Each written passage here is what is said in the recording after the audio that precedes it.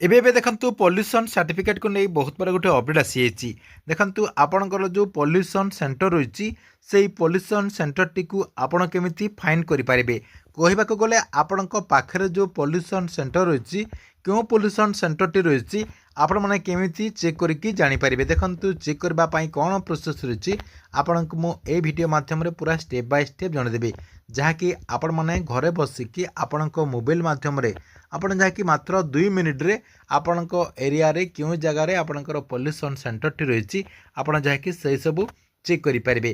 କେମିତି ଚେକ୍ କରିପାରିବେ, କ'ଣ ପ୍ରୋସେସ୍ ରହିଛି ଭିଡ଼ିଓ ମାଧ୍ୟମରେ ସମ୍ପୂର୍ଣ୍ଣ ବିବରଣୀ ଜାଣିପାରିବେ। ତା ପୂର୍ବରୁ ଭିଡ଼ିଓକୁ ଗୋଟେ ଲାଇକ୍ କରନ୍ତୁ। ଯେଉଁମାନେ ଚ୍ୟାନେଲଟିକୁ ଏଯାଏଁ ସବସ୍କ୍ରାଇବ୍ କରିନାହାନ୍ତି ଚ୍ୟାନେଲଟିକୁ ସବସ୍କ୍ରାଇବ୍ କରିଦିଅନ୍ତୁ। ଆପଣ କ'ଣ କରିବେ, ଆପଣଙ୍କ ମୋବାଇଲର ଯେକୌଣସି ଗୋଟେ ବ୍ରାଉଜରକୁ ଓପନ୍ କରିଦେବେ। ଦେଖନ୍ତୁ ମୁଁ ଓପନ୍ କରିଦେଲି। ଓପନ୍ କରିଦେଲା ପରେ ଏଇଠି ଯେଉଁ ଆପଣଙ୍କର ସର୍ଚ୍ଚ ବାର୍ ରହିଛି ସର୍ଚ୍ଚ ବାର୍ରେ ଆପଣ କ'ଣ କରିବେ, ଓଡ଼ିଶା ଟ୍ରାନ୍ସପୋର୍ଟ ଲେଖିକି ସର୍ଚ୍ଚ କରିଦେବେ। ଦେଖନ୍ତୁ ଓଡ଼ିଶା ଟ୍ରାନ୍ସପୋର୍ଟ ଲେଖିକି ଆପଣ ସର୍ଚ୍ଚ କରିଦେଲା ପରେ ଆପଣଙ୍କ ଦେଖନ୍ତୁ ମୁଁ ମାର୍କ କରିକି ଦେଖାଇ ଦେଉଛି। ଫାର୍ଷ୍ଟ ଦେଖନ୍ତୁ ଆପଣଙ୍କର ଏଇଠି ଆସିଯାଉଛି ଓଡ଼ିଶା ମୋଟର ସାଇକେଲ ଆପଣଙ୍କର ଭାଇକେଲ୍ ଡିପାର୍ଟମେଣ୍ଟ ରହିଛି। ଓଡ଼ିଶା ମୋଟର ଭାଇକେଲ୍ ଡିପାର୍ଟମେଣ୍ଟ ଯେଉଁ ରହିଛି ଆପଣ କ'ଣ କରିବେ ସେଇଠି କ୍ଲିକ୍ କରିଦେବେ। ଦେଖନ୍ତୁ ଭିଡ଼ିଓଟିକୁ ଆପଣ ବିନା ସ୍କିପ୍ କରିକି ଶେଷ ପର୍ଯ୍ୟନ୍ତ ଦେଖନ୍ତୁ, ଯାହାଦ୍ୱାରା ସବୁ ଇନଫର୍ମେସନ୍ ଆପଣ ଯାହାକି ଠିକ୍ସେ ଜାଣିପାରିବେ। ଦେଖନ୍ତୁ ୟାର ଯେଉଁ ଅଫିସିଆଲି ୱେବସାଇଟ୍ ରହିଛି ସେଇ ଅଫିସିଆଲି ୱେବସାଇଟ୍ଟି ଆପଣଙ୍କ ସାମ୍ନାରେ ଯାହାକି ଆସିଯିବ, ଯାହାକି ଏଇଠି ଆପଣ ସ୍କ୍ରିନ୍ ମାଧ୍ୟମରେ ଦେଖିପାରୁଥିବେ। ଦେଖନ୍ତୁ ଏ ଯେଉଁ ଆପଣଙ୍କର ୱେବସାଇଟ୍ ରହିଛି ଏଇ ୱେବସାଇଟ୍ଟି ଆସିଗଲା ପରେ ଏଇଠି ଦେଖନ୍ତୁ ଆପଣଙ୍କର ଗୋଟେ ଧପଧପ ହେଉଛି। ଏଇଠି ଆପଣଙ୍କର ଦେଖନ୍ତୁ ନାଲି କଲର୍ରେ ଗୋଟେ ଆପଣଙ୍କର ଧପଧପ ହେଉଛି। ଏଇଠି ଆପଣଙ୍କର ଫାର୍ଷ୍ଟ ଦେଖନ୍ତୁ ଆପଣଙ୍କର ରହିଛି লিস্ট অফ পଲ୍ୟୁସନ୍ ଟେଷ୍ଟିଂ ସେଣ୍ଟର ରହିଛି। ଆପଣ କ'ଣ କରିବେ ସେଇ ଉପରେ କ୍ଲିକ୍ କରିଦେବେ। ଦେଖନ୍ତୁ ମୁଁ ସେଇଠି କ୍ଲିକ୍ କରିଦେଲି। ସେଇଠି କ୍ଲିକ୍ କରିଦେଲା ପରେ ଆପଣଙ୍କ ସାମ୍ନାରେ ଆଉ ଗୋଟିଏ ଆପଣଙ୍କର ପେଜ୍ଟି ଓପନ୍ ହୋଇଯିବ। ଦେଖନ୍ତୁ ଏଠି ଆପଣଙ୍କର ଟିକେ ବ୍ରାଉଜିଂ ନେଉଛି। ବ୍ରାଉଜିଂ ହୋଇସାରିଲା ପରେ ଆପଣଙ୍କ ସାମ୍ନାରେ ଆଉ ଗୋଟିଏ ପେଜ୍ ଯାହାକି ଓପନ୍ ହୋଇଯିବ। ଦେଖନ୍ତୁ ମୁଁ ପୁଣି ଥରେ ଯାହାକି କ୍ଲିକ୍ କରିଦେଲି। କ୍ଲିକ୍ କରିଦେଲା ପରେ ଏଇଠି ଆପଣଙ୍କର ଟିକେ ବ୍ରାଉଜିଂ ନେବ। ବ୍ରାଉଜିଂ ନେଲା ପରେ ଆଉ ଗୋଟିଏ ପେଜ୍ ଯାହାକି ଆପଣଙ୍କ ସାମ୍ନାରେ ଯାହାକି ଓପନ୍ ହୋଇଯିବ। ଦେଖନ୍ତୁ ଆପଣଙ୍କ ସାମ୍ନାରେ ଏମିତି ଗୋଟେ ପେଜ୍ ଓପନ୍ ହୋଇଯିବ। ଓପନ୍ ହୋଇଗଲା ପରେ ଉପରେ ଆପଣ ଦେଖିପାରୁଥିବେ ଏଇଠି ଆପଣଙ୍କର ଷ୍ଟେଟ୍ ରହିଛି। ଏଇଠି ଆପଣଙ୍କର ଦେଖନ୍ତୁ ଷ୍ଟେଟ୍ ରହିଛି। ଆପଣ କ'ଣ କରିବେ, ଏଇ ଯେଉଁ ଆପଣଙ୍କର ଷ୍ଟେଟ୍ ରହିଛି ଷ୍ଟେଟ୍ରେ ଆପଣ କ୍ଲିକ୍ କରିଦେବେ। ଦେଖନ୍ତୁ ମୁଁ କ୍ଲିକ୍ କରିଦେଉଛି।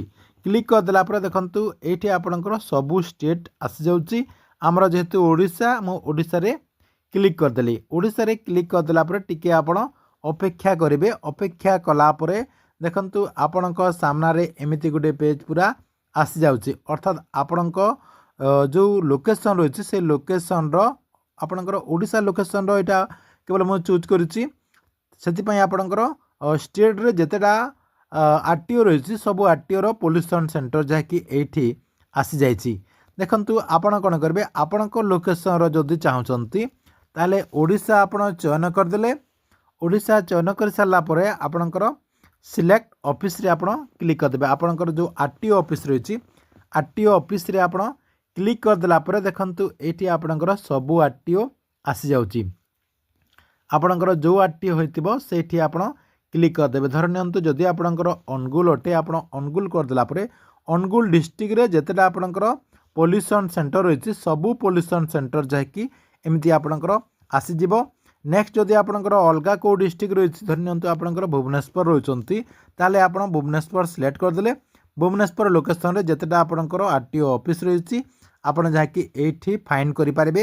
ଏଇଠି ଆପଣଙ୍କର ପେଜ୍ ୱାଇଜ୍ ମଧ୍ୟ ରହିଛି। ଗୋଟିଏ ପେଜ୍ରେ ଆପଣଙ୍କର 10ଟା ଆପଣଙ୍କର ପଲ୍ୟୁସନ୍ ସେଣ୍ଟର ରହିଛି। ଆପଣ ଯାହାକି ଏଇ ପ୍ରୋସେସ୍ରେ ଆପଣଙ୍କ ନିୟରେଷ୍ଟ ଯେଉଁ ପଲ୍ୟୁସନ୍ ସେଣ୍ଟର ରହିଛି ସେଇ ପଲ୍ୟୁସନ୍ ସେଣ୍ଟରର ଯେଉଁ ଅଫିସ୍ ରହିଛି ସେଇଟା ଯାହାକି ଆପଣ ଫାଇନ୍ କରିପାରିବେ।